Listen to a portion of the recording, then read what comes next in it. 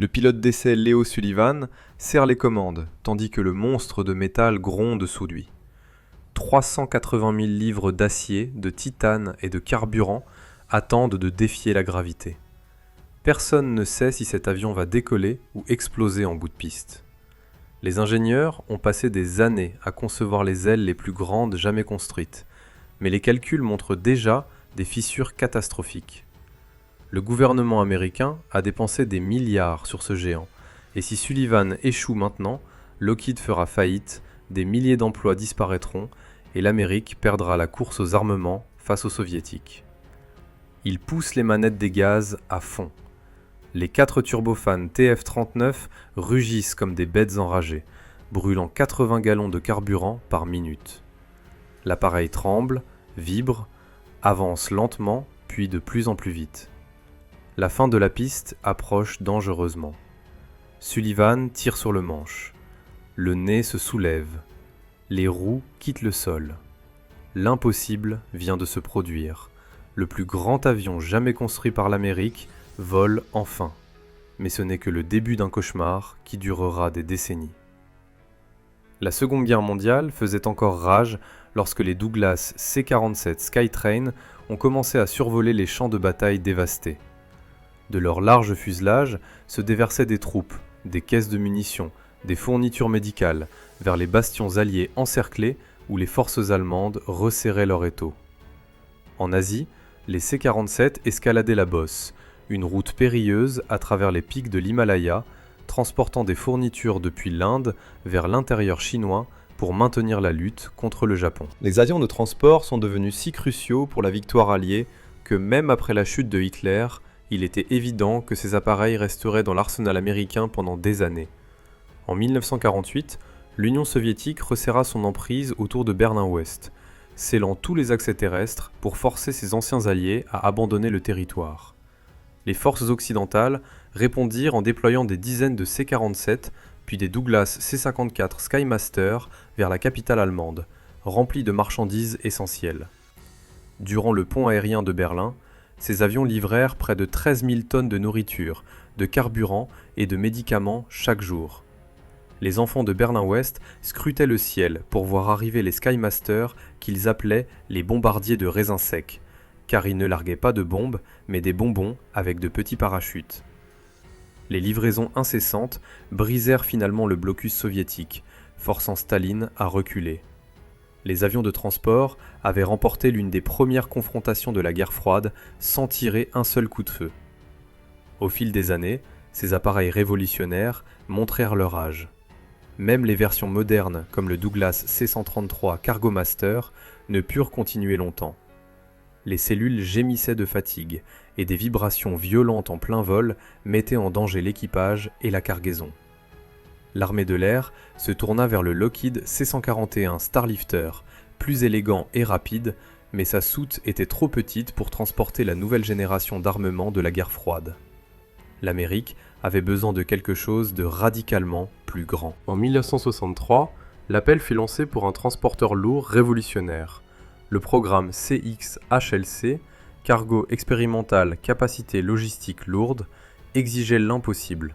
Transporter 180 000 livres de cargaison, naviguer près de la vitesse du son, comporter des portes de chargement au nez et à l'arrière, inclure une soute de 17 pieds de large, 13 pieds et demi de haut et 100 pieds de long, et fonctionner avec seulement 4 moteurs quand la plupart en nécessitaient 6. En moins d'un an, 5 géants de l'aérospatiale se présentèrent: Boeing, Lockheed, Douglas, Convair et Martin Marietta, chacun impatient de construire l'avion cargo le plus grand du monde. Les concepts les plus prometteurs partageaient une silhouette similaire, un fuselage imposant avec le cockpit perché au-dessus de la soute, permettant au véhicule d'être conduit directement dans le ventre de l'appareil. Les concepteurs proposaient des ailes en flèche avant, suffisamment larges pour supporter la contrainte immense de transporter des chars, des hélicoptères et des armements classifiés. Pour propulser l'appareil, General Electric fut chargé de créer le moteur. Leur modèle TF-39 délivrait une poussée sans précédent de 43 000 livres, alimenté par un rapport de dilution radical de 8 pour 1, quand la plupart peinaient à atteindre 2 pour 1.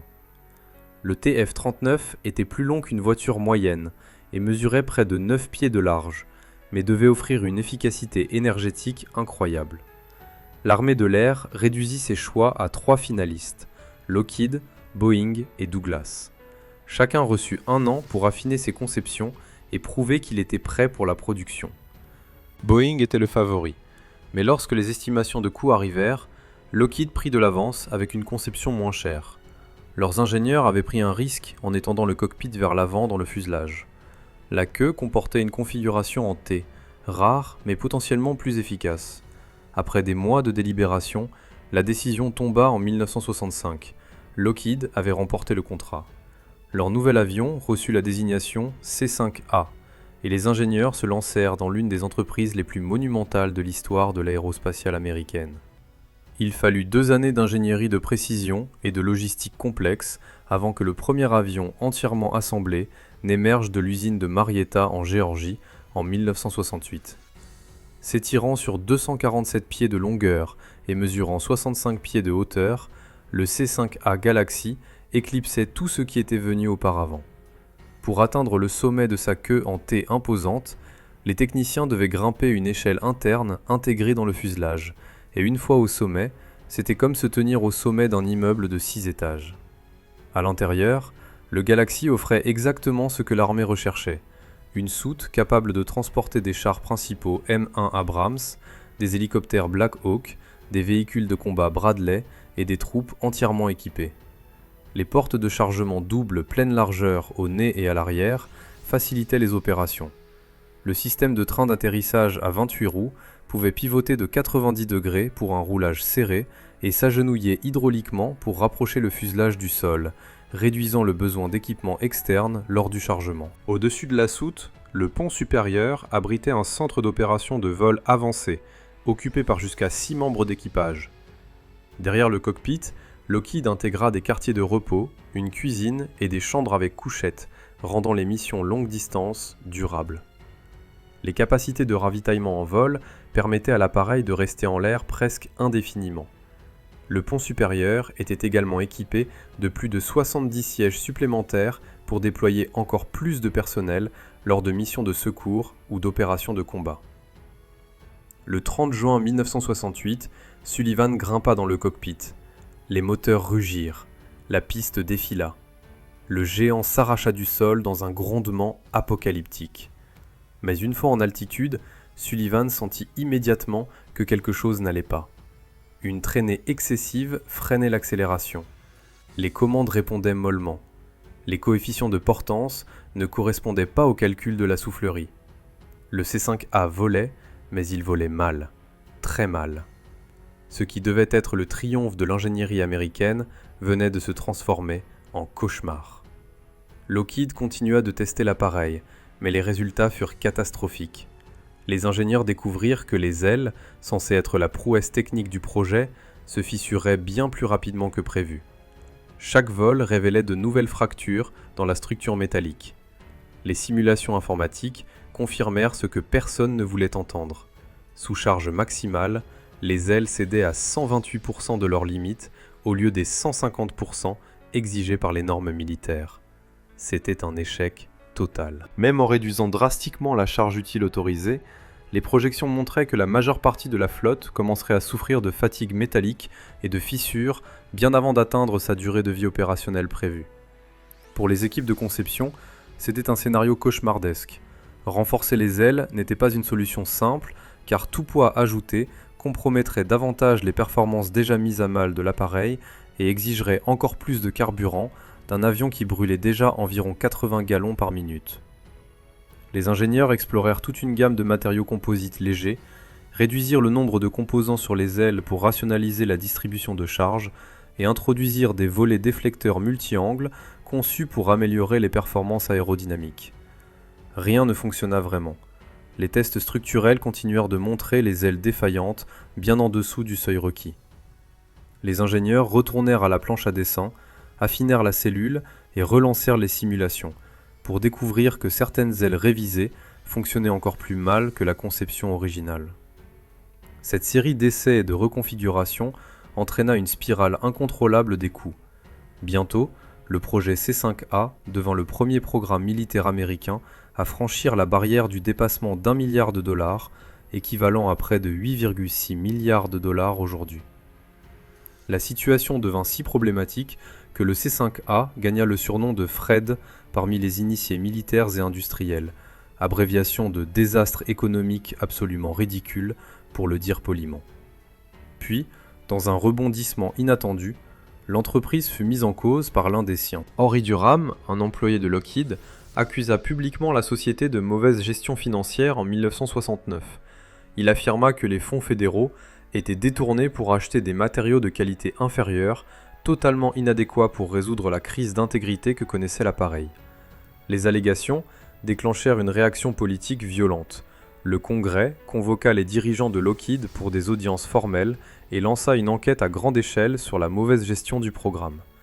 Les audiences devinrent un spectacle public humiliant où les sénateurs fustigèrent les cadres, exigeant des explications sur les milliards engloutis dans un avion qui ne pouvait même pas voler correctement.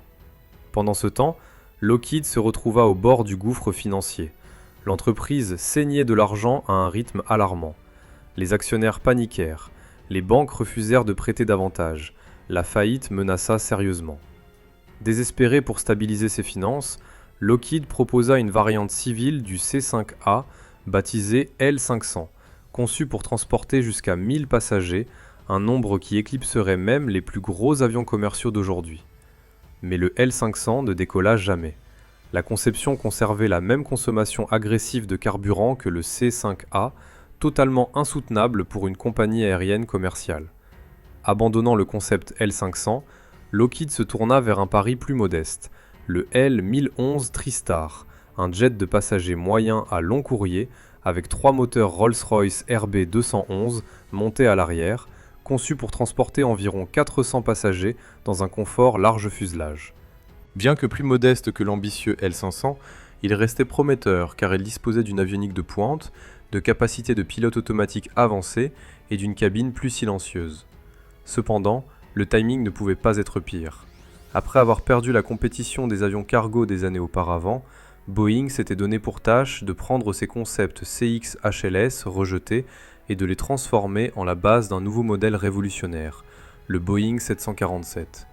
Introduit en 1970 avec Pan Am, le 747 devint le premier jumbo jet avec une configuration révolutionnaire à double allée et un pont supérieur distinctif en forme de bosse qui devint une icône du transport aérien. Selon la variante, le 747 pouvait transporter entre 270 et 460 passagers à travers les océans avec une autonomie et une efficacité remarquables. Seulement 250 TriStar furent jamais construits avant que Lockheed ne ferme la chaîne en 1984. En revanche, Boeing produisit près de 1600 unités du 747 au moment où sa production prit fin en 2023. Boeing avait peut-être perdu la compétition des avions de transport militaires, mais il gagna dans le domaine de l'aviation commerciale. Lockheed ne produirait plus jamais d'avions de ligne civils. À la fin, l'entreprise dut compter une fois de plus sur l'aide financière du gouvernement américain pour maintenir la société en vie. Les responsables n'étaient pas contents de cette situation, mais ils n'étaient pas non plus impatients de perdre l'un de leurs plus importants sous-traitants de défense. Ils approuvèrent donc, à contre-cœur, un prêt supplémentaire pour garantir que Lockheed reste à flot. L'entreprise avait une dernière chance de transformer le C-5 Galaxy de prototype défaillant en cheval de bataille de première ligne. Malgré tous les scandales, les pertes financières colossales et l'humiliation publique, Lockheed refusa d'abandonner son géant. Les ingénieurs travaillèrent jour et nuit pour résoudre les problèmes structurels. Ils testèrent de nouveaux alliages, repensèrent les pans d'attache des ailes, modifièrent les systèmes hydrauliques. Lentement, très lentement, l'appareil commença à s'améliorer. Au milieu de 1970, le C-5A fut finalement prêt pour son premier déploiement sur le champ de bataille. Sa destination était les jungles hostiles du Vietnam. Il avait fallu d'innombrables essais et une montagne de ressources pour amener l'appareil à l'état de préparation au combat, mais lorsque ses roues s'écrasèrent sur les pistes de fortune d'Asie du Sud-Est, le Galaxy prouva qu'il était prêt à se mettre au travail. Avec un fuselage chargé de chars, d'hélicoptères et de troupes, le C-5A rugit vers les zones assiégées, apportant des renforts immédiats aux bastions américains assiégés par le Viet Cong. L'appareil traversa des cieux trempés par la mousson et des pistes d'atterrissage étroites, transportant des dizaines de milliers de livres d'équipement dans certains des coins les plus inaccessibles de la zone de guerre. Cependant, son arrivée était trop tardive pour changer le cours du conflit. Plutôt que de porter les États-Unis vers la victoire, comme ses prédécesseurs de la Seconde Guerre mondiale, le rôle du C-5A se transforma en mission de retrait peu après son entrée en service. La guerre était perdue. L'Amérique battait en retraite. Le géant qui devait tout changer ne faisait qu'aider à évacuer les derniers soldats et civils avant la chute finale de Saïgon. Mais ce qui attendait le Galaxy en avril 1975 serait bien pire qu'une simple défaite militaire. Un C-5A fut assigné à la mission inaugurale de l'opération Baby Lift, un effort humanitaire pour évacuer des enfants orphelins sud-vietnamiens vers les États-Unis et d'autres nations alliées.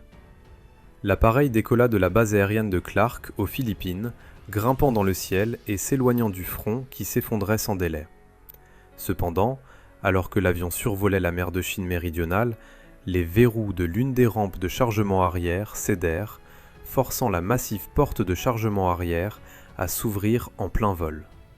Une violente décompression déchira l'intérieur de l'appareil. Le vent hurla à travers la cabine comme un ouragan, sectionnant les câbles de commande, détruisant les systèmes hydrauliques et déstabilisant violemment le jet. Le contrôle de tangage disparut et l'équipage commença rapidement à perdre de l'altitude. Aux commandes se trouvait le capitaine Dennis Traynor, qui prit immédiatement le contrôle manuel, luttant pour stabiliser l'oiseau estropié qui plongeait maintenant à près de 300 miles par heure. Invoquant toute sa force, il parvint à amener l'appareil dans un virage descendant, tentant une manœuvre complète de 180 degrés pour retourner à la base aérienne de Tan Son Nhut pour un atterrissage d'urgence. Cependant, alors que l'appareil descendait, la situation empira et sans contrôle d'élévateur, l'avion heurta le sol une fois, rebondit brièvement dans les airs, puis s'écrasa à nouveau. Traynor n'avait pas d'autre choix que d'exécuter un atterrissage forcé pendant qu'il avait encore un contrôle limité.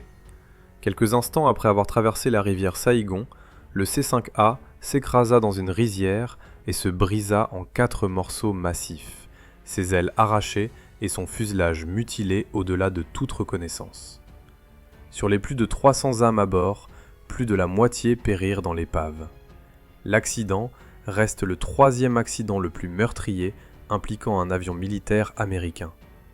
Après la tragédie, la pression monta pour clouer au sol toute la flotte de C-5. Les critiques hurlèrent que l'appareil était un tueur volant, un gouffre financier qui coûtait maintenant des vies humaines. Les journaux réclamèrent l'abandon du programme. Les politiciens exigèrent des comptes. Lockheed sembla au bord de l'effondrement total. Pourtant, malgré la tragédie du Galaxy au-dessus de l'Asie, les responsables ne pouvaient ignorer que depuis ses débuts officiels, l'appareil avait prouvé sa valeur à plus d'une occasion, et le retirer de l'arsenal de l'armée de l'air aurait un impact colossal sur les capacités stratégiques américaines. Durant la guerre du Kippour, les C-5 Galaxy furent utilisés pour l'opération Nickel Grass, un pont aérien massif américain lancé pour réapprovisionner les forces israéliennes à un moment critique. Avec une capacité de charge utile inégalée et une portée intercontinentale, le C-5 livra plus de 22 000 tonnes d'équipements militaires directement entre les mains israéliennes.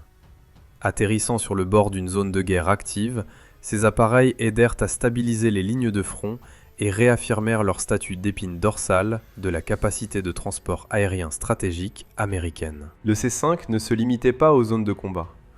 Peu après son succès lors de l'opération Nickel Grass, l'Organisation des systèmes spatiaux et de missiles de l'armée de l'air vit un potentiel dans l'appareil comme plateforme de lancement pour leur projet le plus ambitieux, larguer un missile balistique intercontinental depuis les airs.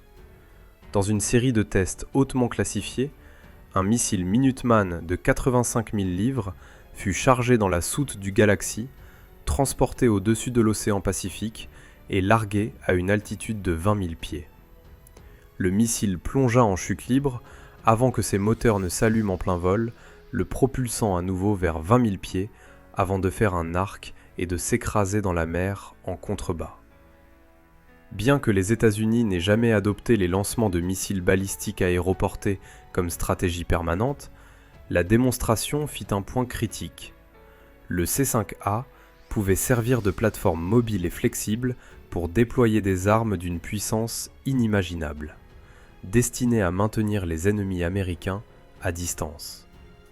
Avec son statut de plateforme de missiles potentiels maintenant validé, le Galaxy fut bientôt absorbé dans des programmes encore plus secrets.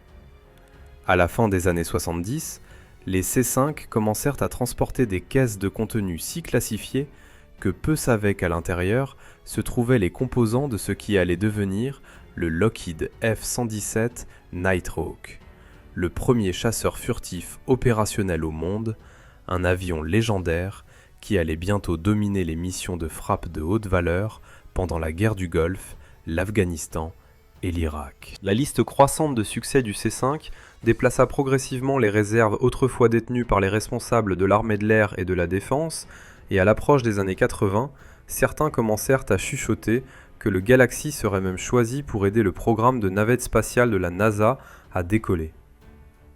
Alors que la NASA cherchait un avion capable de transporter une navette spatiale entièrement assemblée à travers les États-Unis, le C-5 Galaxy se distingua comme un candidat solide.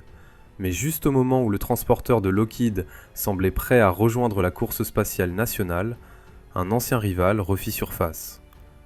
Le Boeing 747, avec sa configuration d'aile et son efficacité énergétique, était une plateforme plus fiable pour transporter l'orbiteur, et la NASA fit d'accord.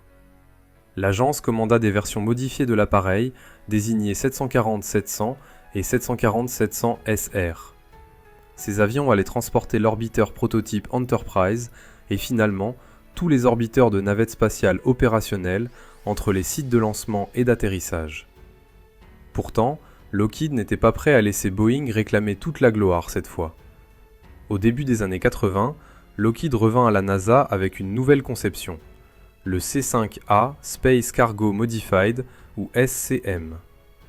Les ingénieurs retirèrent une partie du pont supérieur et divisèrent les portes de chargement arrière au centre, permettant au SCM de charger des cargaisons surdimensionnées trop hautes pour la configuration standard, telles que des satellites entièrement intégrés et du matériel spatial. L'appareil fut en outre équipé de prises d'alimentation embarquées pour soutenir les systèmes électriquement sensibles en transit, ce qui en fit un transport idéal pour les équipements délicats et critiques pour les missions.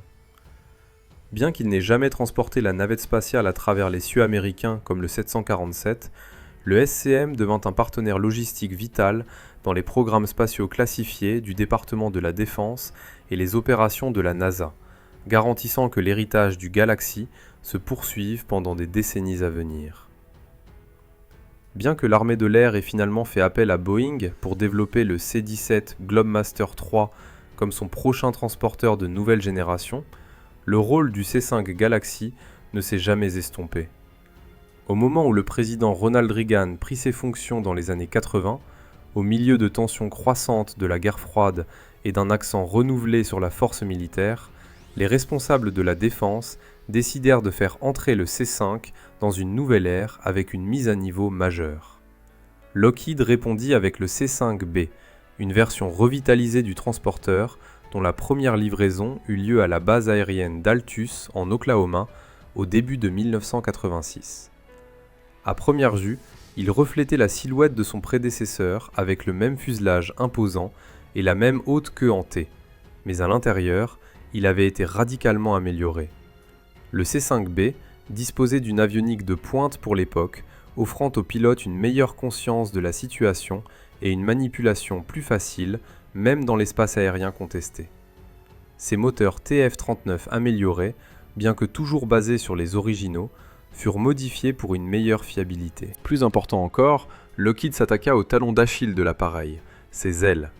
Les ingénieurs les renforcèrent en utilisant des matériaux qui n'existaient pas 2 décennies plus tôt, améliorant considérablement la résistance à la fatigue et la longévité structurelle.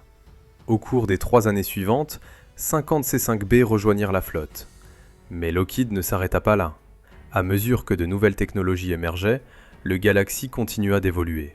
Certains modèles furent modernisés avec un cockpit numérique à écran de verre, des systèmes de contrôle de vol automatisés et un logiciel de vol amélioré, apportant la cellule vieillissante à l'ère numérique et la transformant en l'un des avions de transport lourd les plus avancés sur Terre. Le dernier programme de modernisation de la flotte C5 prit 50 C5B et 2 C5C, les associant à des systèmes de pointe et au nouveau moteur General Electric CF6 qui fournissait 22% de poussée supplémentaire, permettant des montées plus rapides, des décollages plus courts et une charge de cargaison maximale de 281 000 livres, tout en brûlant moins de carburant. Avec ces moteurs, le Galaxy pouvait maintenant décoller en un peu plus d'1 mile et atterrir en environ la moitié de cette distance, ouvrant l'accès à des pistes plus courtes et plus accidentées à travers le monde. À la mi-2018, le dernier appareil sorti du programme de modernisation, démarrant officiellement l'ère du C5M Super Galaxy. L'appareil ne perdit pas de temps à faire ses preuves. Dans une démonstration record, un Super Galaxy transporta 176 610 livres de cargaison à une altitude de 41 100 pieds en seulement 23 minutes, prouvant que même 6 décennies après les débuts du C5, l'appareil était toujours prêt à dominer.